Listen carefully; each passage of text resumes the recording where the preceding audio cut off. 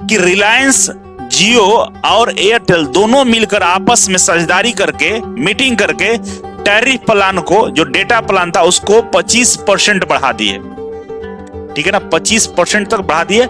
आप रिचार्ज कर रहे हो तो आपको मालूम चल रहा हो कि आपका डेटा पैक 25% महंगा हो गया है। घर में इस तरह का एक राउटर लग जाएगा। ठीक है, इस तरह का एक किट होगा, मतलब स्टारलिंक किट कहते हैं उसको। एक किट आपको दिया जाएगा जिसके अंदर में आपको केबल्स मिलेंगे, एसी केबल, डीसी केबल मिलेगा। ये स्टारलिंक का जो एंटीना, जो रिसीवर होगा वो रिसीवर मिलेगा, राउटर मिलेगा और बेस मिलेगा। ये किट आपको मिलेगा।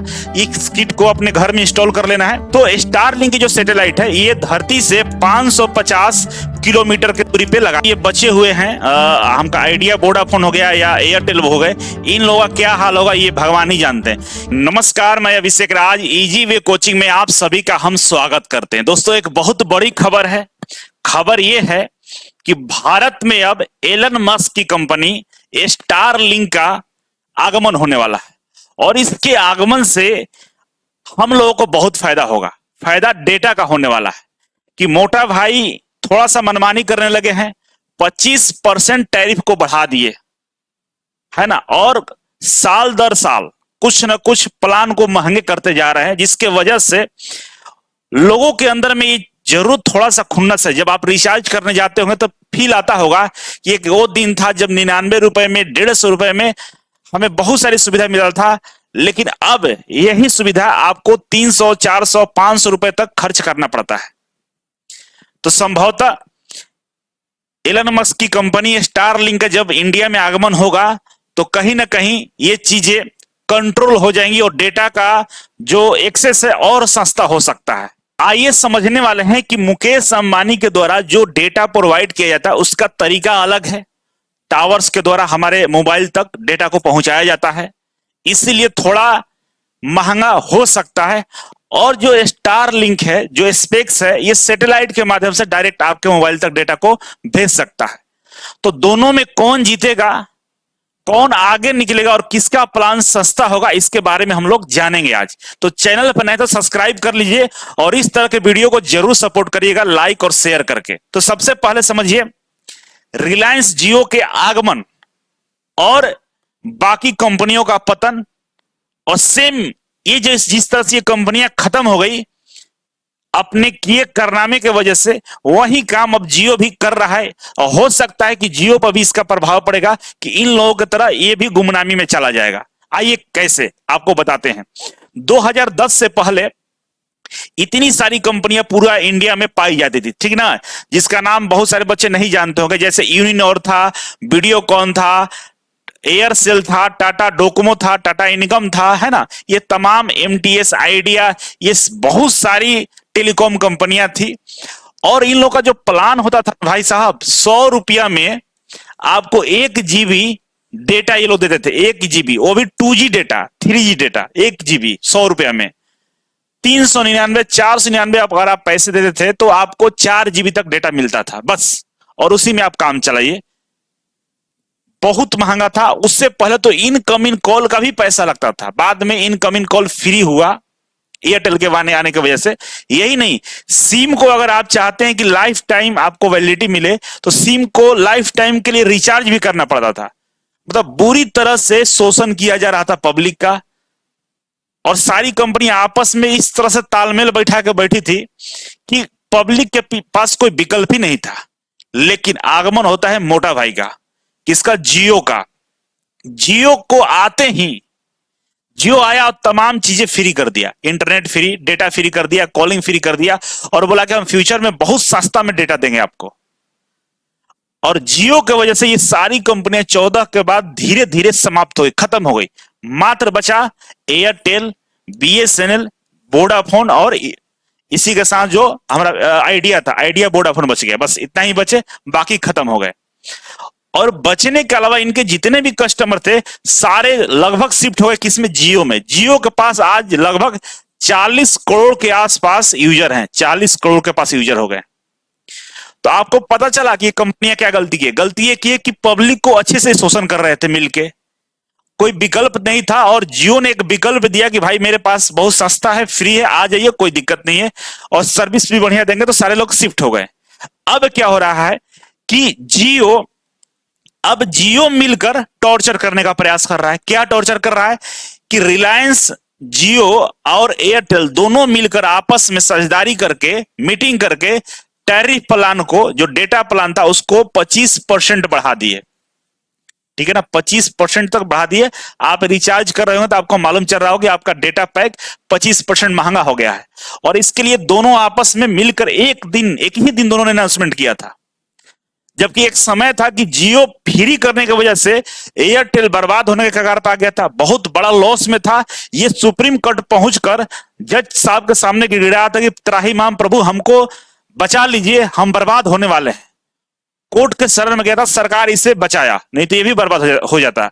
और आज जियो एयरटेल सब मिलकर 25% टैरिफ को इंक्रीज कर दिए, जबकि महंगाई रेट जो है 3 से 4% होता है और डायरेक्ट 25% महंगा कर दिया टैरिफ प्लान। किसका जेब कट रहा है? पब्लिक का जेब कट रहा है।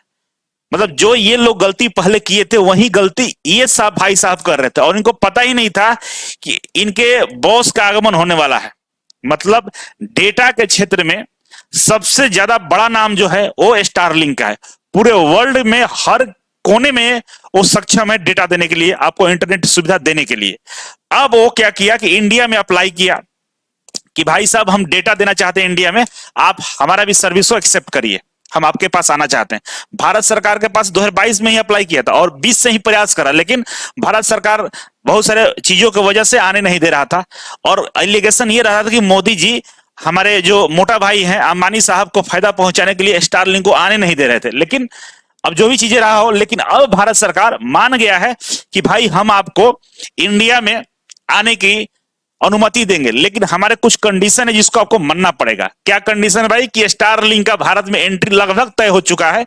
और सिंधिया जो कि संचार मंत्री, केंद्रीय संचार मंत्री ज्योतिराव सिंधिया, ये बोल रहे हैं भाई कि हमारा जो डेटा सिक्योरिटी है, मतलब जो डेटा प्राइवेसी पॉलिसी है, उसको मान लीजिए तो आपको हम आने की अनुमति दे देंगे, कोई दिक्कत ही नहीं है।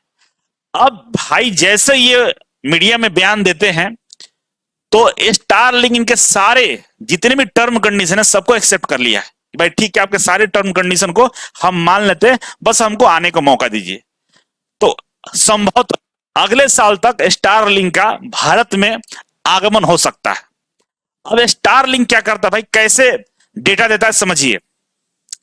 अभी जो फिलहाल आप मोबाइल में जो आपको इंटरनेट सर्विस मिलता है, ये टावर के थ्रू हमें सिग्नल ट्रांसफर, डेटा को ट्रांसफर किया जाता है, हमारे मोबाइल तक आता है, जो एक्सेस कर पाते हैं हम लोग। ठीक है ना, बड़े बड़े टावर लगे हुए हैं पूरे हर जगह पे, कुछ कुछ दूरी पे, आप देखे होंगे, इसको समझाने की जरूरत नहीं है। लेकिन जो अभी कंपनी आ रही है स्टारलिंक, एलन मस्क की कंपनी स्टारलिंक आ रही है, इसके पास क्या है कि सैटेलाइट सिस्टम है।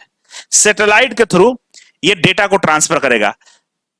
धरती के जो लोअर ऑर्बिट है वो भी समझाएंगे आगे। धरती के लोअर ऑर्बिट में एक सैटेलाइट छोड़ रखा है।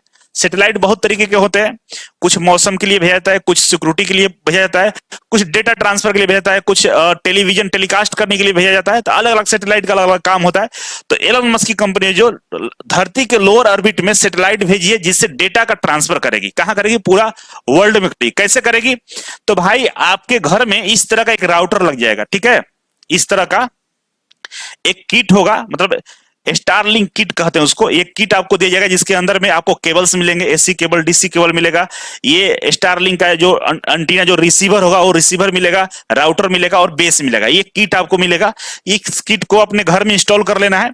जैसे एग्जाम्पल के लिए हम बात करें तो जिस तरह से टीवी सिग्नल को पकड़ने के लिए हम लोग लगाते नहीं छतरी को छत पे, लेकिन इसको छत पे नहीं लगाना है, कहीं भी घर में लगा लीजिए। और इस छतरी के थ्रू डेटा आप क्या करेंगे? रिसीव करेंगे। ठीक है, डेटा रिसीव होगा। इस डेटा को आप फिर अपने घर में लगे जो राउटर होगा, वाईफाई जो राउटर होता है, राउटर के थ्रू आप अपने कंप्यूटर वगैरह में एक्सेस कर सकते हैं। ठीक है, सिंपल प्रोसेस है। बस समझिए कि स्टारलिंक इसके लिए क्या व्यवस्था किया है। तो भाई जो धरती है, ठीक है ना, धरती है जो अपने अक्ष पर घूम रही है, इसी के ऊपर में ये बहुत सारा सैटेलाइट लगा के रखा हुआ है, बहुत सारा सैटेलाइट लगा कर रखा हुआ है। ठीक है, और धरती के दो ऑर्बिट होते हैं, ठीक है ना, इसको वो एक को बोलते हैं लोअर ऑर्बिट, ठीक है ना, एक को बोलते हैं हम लोअर ऑर्बिट, और एक को बोलते हैं हम लोग अपर ऑर्बिट, ठीक है ना, ऊपर वाला, सबसे ज्यादा ऊंचाई वाला। तो स्टारलिंक की जो सैटेलाइट है ये धरती से 550 किलोमीटर की दूरी पे लगा, धरती से 550 किलोमीटर की ऊंचाई पे ये लोअर ऑर्बिट में स्टारलिंक के सारे सैटेलाइट को सेट किया गया है। और जो नॉर्मली जो सैटेलाइट होती है, जो सरकार इंडिया, अमेरिका, चाइना जो सैटेलाइट छोड़ते हैं, वो धरती से 36,000 किलोमीटर की ऊंचाई पर छोड़ा जाता है। कितना धरती से? 36,000 किलोमीटर, ठीक है ना, ऊंचाई पर नॉर्मल वेबसाइट रहता है, बल्कि सैटेलाइट रहता है। लेकिन स्टारलिंक की जितने भी सैटेलाइट है वो धरती से 550 किलोमीटर की दूरी पर, इसलिए कि थोड़ा सा डेटा ट्रांसफर फास्टली हो सके, ठीक है। स्टारलिंक पूरे वर्ल्ड में सैटेलाइट के माध्यम से ब्रॉडबैंड सर्विस देने के लिए फेमस है, ठीक है। स्टारलिंक क्या करता है? लो अर्थ ऑर्बिट में, LEO में सैटेलाइट का क्या करता है? इंस्टॉलेशन कर देता है, ठीक है ना, जिससे ऑपरेट करके दुनिया भर में आपको डेटा का ट्रांसफर करता है, डेटा इससे एक्सेस कर पाएंगे। आप यहाँ पे एक चार्ट के माध्यम से समझिए कि ये रहा, ये जो नीचे सबसे कम दूरी पर दिख रहा है धरती से, तो ये 550 किलोमीटर की दूरी पे ये स्टारलिंक के सैटेलाइट है। और धरती से सबसे ज्यादा दूरी पे 36,000 किलोमीटर पे आपका जो नॉर्मल गवर्नमेंट वेबसाइट छोड़ती है, सैटेलाइट छोड़ती है, वो सैटेलाइट यहाँ पे आपको देखने को मिलेगा, ठीक है। इसका जो स्टारलिंक का जो सैटेलाइट है, इससे डेटा आपको मिलेगा तो उसका जो लेटेंसी होगा वो 20 मिली सेकंड से भी कम होगा, ठीक है ना। एक 20 मिली सेकंड का अंतराल पे आपको डेटा मिल जाएगा, मिली सेकंड का अंतर रहेगा जो सैटेलाइट के माध्यम से आपको डेटा दिया जाएगा। और अभी जो सैटेलाइट के माध्यम से नॉर्मली जो डेटा का ट्रांसफर होता है लगभग वो 6 मिनट होता है ना। 600 मिनट से अधिक टाइम लग जाता है, ठीक है ना। जो सामान्य सैटेलाइट होते हैं जो इंटरनेट देते हैं उनमें 600 मिनट से ज्यादा टाइम लगता है डेटा को एक्सेस करने के लिए, और जबकि ये स्टारलिंक जो डेटा एक्सेस लेटेंसी है वो 20 मिली सेकंड के अंदर में कर पाएगा, ठीक है ना। तो बहुत ज्यादा का हाई स्पीड आपको देखने को मिलेगा, ठीक है। इसके अलावा इसका जो स्पीड रहेगा 150 एमएपीएस पर सेकंड रहेगा, ठीक है ना। 100 एमएपीएस नॉर्मली जो हम घरों में यूज करते हैं, 100 एमएपीएस स्पीड पे हम लोग लाइव टेलीकास्ट भी कर लेते हैं, HD क्वालिटी का वीडियो भी देखते हैं, 4K भी वीडियो देख सकते हैं। और ये 150 एमएपीएस का स्पीड देने वाला है, ठीक है ना। तो बहुत ज्यादा स्पीड आपको मिलेगा। इसके अलावा कहा जाता है कि मात्र 800 अगर सैटेलाइट स्पेस में छोड़ा जाएगा, मात्र 800 सैटेलाइट को अगर आप स्पेस में छोड़ेंगे तो बढ़िया इंटरनेट का सुविधा का उपयोग आप कर सकते हैं, मतलब पब्लिक को मिल सकता है मात्र 800 सैटेलाइट से। पूरे वर्ल्ड की बात कर रहा है। लेकिन अभी स्टारलिंक के पास 2700 इस तरह के सैटेलाइट मौजूद हैं। पूरे वर्ल्ड में 2700 सैटेलाइट ये आसमान में उड़ा के रखा हुआ। तो 800 से बढ़िया स्पीड मिलता है, ये इसके पास 2700 है। और आने वाले दिनों में बोला कि हम 12,000 सैटेलाइट को हम अर्थ के ऑर्बिट में छोड़ेंगे, 12,000 सैटेलाइट को, ठीक है ना, ये छोड़ पाएंगे। तो इस वजह से आपको स्टारलिंक का जो सर्विस है काफी अच्छा मिलने वाला है, ठीक है। देखिए स्टारलिंक बहुत पहले से भारत में आने का प्रयास कर रहा था। देखिए 2022 में अक्टूबर के महीना में लाइसेंस के लिए अप्लाई किया था, लेकिन 2020 के आसपास ही अनाउंसमेंट कर दिया कि हम भारत में आपको इंटरनेट देंगे, आप लोग हमसे जुड़िए, और बुकिंग भी शुरू कर दिया था। लेकिन जैसे भारत सरकार को पता चला कि भाई मेरा बिना परमिशन के बुकिंग कर रहे हो, बस बैन लगा दिया कि नहीं, तुमको आने ही नहीं देंगे भारत में।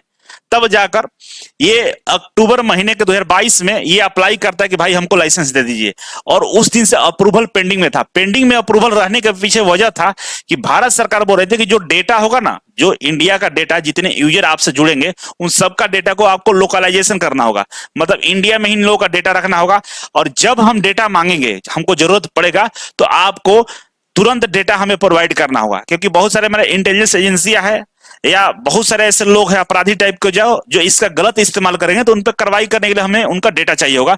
या भारत के सुरक्षा के मद्देनजर ध्यान में रखते हुए कुछ भी चीजें अगर हमें लगता है कि नहीं आपके से हमको चाहिए, तो आपको देना होगा। और इसके लिए डेटा आपको इंडिया में ही रखना होगा। ये नहीं कि मांगे और अमेरिका से बोले कि आएगा डेटा, चेक करते हैं, ये करते हैं, नहीं, हम जाकर घुस के आपके ऑफिस में से डेटा निकालेंगे और रियल टाइम में निकालेंगे, आपको देना पड़ेगा।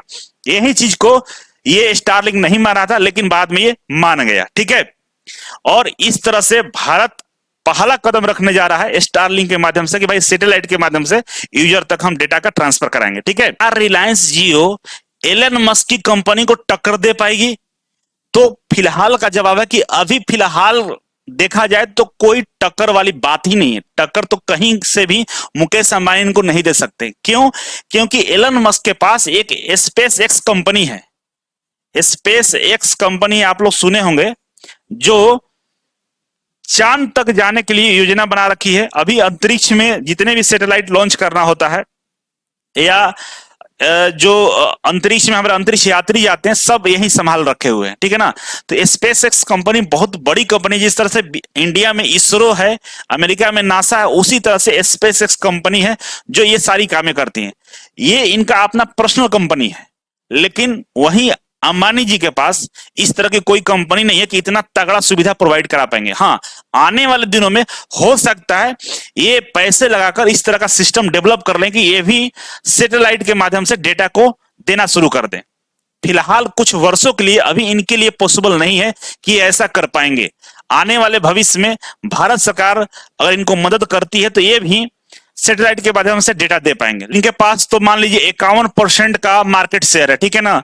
बाकी जो ये बचे हुए हैं हमका आइडिया वोडाफोन हो गया या एयरटेल हो गए, इन लोगों का क्या हाल होगा ये भगवान ही जानते हैं, क्योंकि ये तीनों मिल के पब्लिक पे 25% का डेटा बढ़ा दिया था, ठीक है ना। 25% का डेटा बढ़ा दिया था। अब भुगतो तो ये तो भाई बच भी जाएगा, तुम लोग तो मरे जाओगे कंफर्म। ये भाई साहब बचेंगे, और ये बचेंगे तो इनका हाल अब एयरटेल वाला हो जाएगा, चल जाएंगे नीचे। ये समस्या होने वाली है, क्योंकि स्टारलिंक की जो कैपेसिटी है, अगर ये डेटा प्रोवाइड करता है तो इसकी जो कैपेसिटी है ना वो बहुत तगड़ा है ना। आप स्टारलिंक के जो डेटा होगा उसको पहाड़ों पे, नदियों में, झरनों में कहीं भी यूज कर पाएंगे, क्योंकि ये टावर से नहीं है, क्योंकि हर जगह पूरे देश में टावर का व्यवस्था नहीं है किसी भी कंपनी के पास। बहुत दुर्गम इलाके जहां तक इंटरनेट का सुविधा नहीं है। आप पूरा भारत को मानिए, जो पूर्वी भारत है, मिजोरम, मेघालय, नागालैंड की तरफ, उधर तो मतलब रोड तक भी नहीं है, रेलवे लाइन तक भी नहीं जाती है, वहां इंटरनेट कहां से चलेगा। जबकि स्टारलिंक आने की वजह से वो लोग भी इंटरनेट को एक्सेस कर पाएंगे, तो इनकी पहुंच बहुत ज्यादा हो जाएगी। वैसे में जियो को अभी टाइम लगेगा, एयरटेल, वीडियो, वोडाफोन, आइडिया को छोड़ ही दो, ये लोग तो क्या होगा ये लोग भगवान जानते हैं। हो सकता है ये लोग अपना बंद कर ले कारोबार, तो ऐसा होने वाला है, और पब्लिक को इसको बहुत बड़ा बेनिफिट मिलेगा। फिलहाल आपसे गुजारिश है कि आप कमेंट बॉक्स में कमेंट करके बताइए क्या इंडिया के लिए सही है एलन मस्क को इंडिया में आना, क्या आपके लिए सही है, इंडिया के लिए सही है। आप थोड़ा सा आप लोग कमेंट करके इस पे अपना राय जरूर रखेंगे। बाकी फिलहाल के लिए अगर आप रेलवे का तैयारी करते हैं तो इजी वे ग्लोबल एप्लीकेशन को डाउनलोड कर लीजिएगा। डाउनलोड करने के बाद आप रेलवे वाला सेक्शन में जाएंगे और यहाँ पे आपको मिलेगा मात्र 11 रुपए में, मतलब एक समोसे के भाव में 30 प्रैक्टिस सेट, ठीक है ना। 30 प्रैक्टिस सेट मिलेगा जो 100 घंटों के लिए ही फ्री है मात्र, ठीक है। अभी भी चल रहा है, ले लीजिए। और इसके साथ आपको आंसर की भी दिया जाएगा और इसका पूरा सोल्यूशन भी दिया जाएगा। प्रिंट आउट निकालकर प्रैक्टिस कर सकते हैं घर पे, और बहुत बढ़िया बढ़िया क्वेश्चन सेट किया गया है।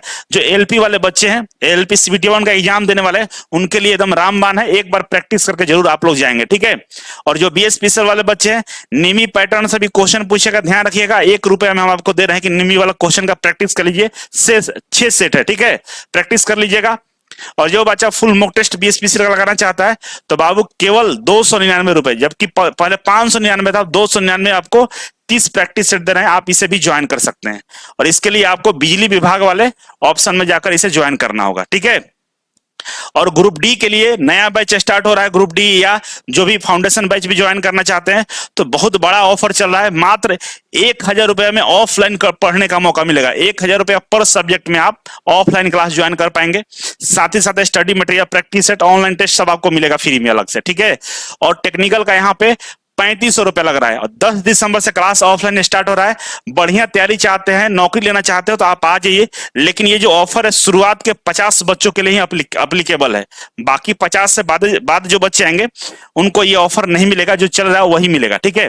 तो मेरे ख्याल से जल्दी से आप कॉल करके हमारे हेल्पलाइन नंबर पे आप अपना एडमिशन कराकर सीट बुक कर लीजिए। और जो हॉस्टल की सुविधा है 1170 रुपए में आप महीने के हिसाब से हॉस्टल मिल जाएंगे, जहां पे बिजली बिल भी इसी में इंक्लूड है। इससे सस्ता पूरे पटना में कहीं भी हॉस्टल आपको नहीं मिलने वाला है, ठीक है। बाकी वीडियो कैसा लगा कमेंट करके जरूर बताइएगा। मिलते हैं अगले वीडियो में, तब तक के लिए नमस्कार।